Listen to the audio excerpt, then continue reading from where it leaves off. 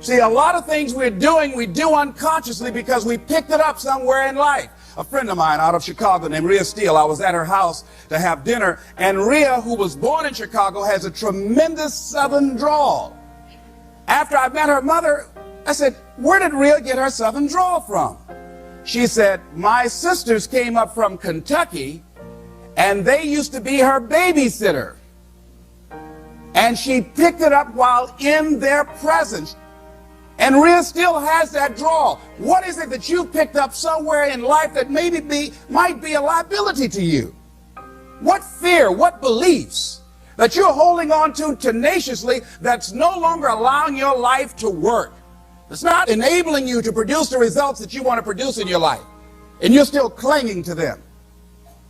See, as we go into a new world, there's some old behaviors that just won't fit. What are the events? What are the circumstances? What are the people that have shaped you? Just thinking, just thinking. What are the things that you need to let go? Some things that have cost you pain, that's stifling your growth and development. What are those things? As you begin to look at your profession or your career, what is it that you need to do to begin to upgrade your skills or your knowledge to continue for you to be competitive in the marketplace? As you begin to look at yourself and ask some of these questions, what is something that you're good at? Are you living your passion? Are you living your dream? What do you regard as your greatest personal achievement?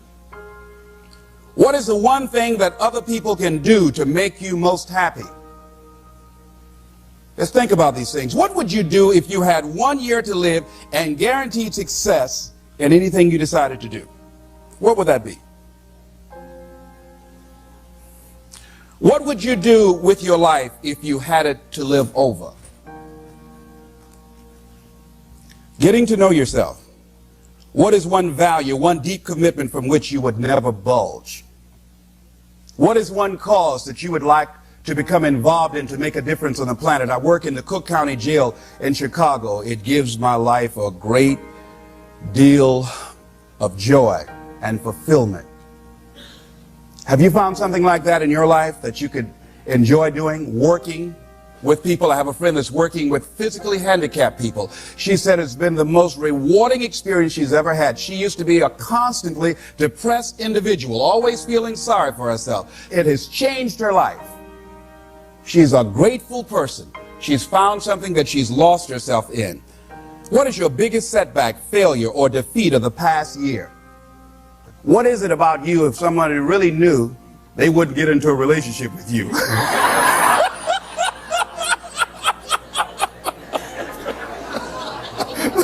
Now, don't go tell it. But once you acknowledge what that is, then start working on it and change it. Change that. It's easy to blame the other person, but start taking ownership for where you are. Are you proud of how you have been living your life? Have you explored your natural talents, your gifts, by enthusiastically trying a variety of activities? Ladies and gentlemen, a lot of us have so much talent and abilities, we just put them back on the back burner, or just left them aside someplace. Never did anything with them, never brought them out here. Used to do them extremely well in high school or college, or just had a natural gift and never did anything with it. What are you sitting on? What gifts are you sitting on? Have you resigned yourself to a life feeling that nothing can be done to change your future or your circumstances? Have you been afraid to try something different because you're afraid of how people will react to you or what they will think? Those are some of the things that I suggest that you begin to answer yourself. Now, here are some things that I suggest that you begin to look at working on to develop your character. Some things that will give you some personal strength. Webster says character building activities. He says character, the pattern of behavior or personality found in an individual or group. Moral strength, self-discipline, fortitude. That's what's going to be required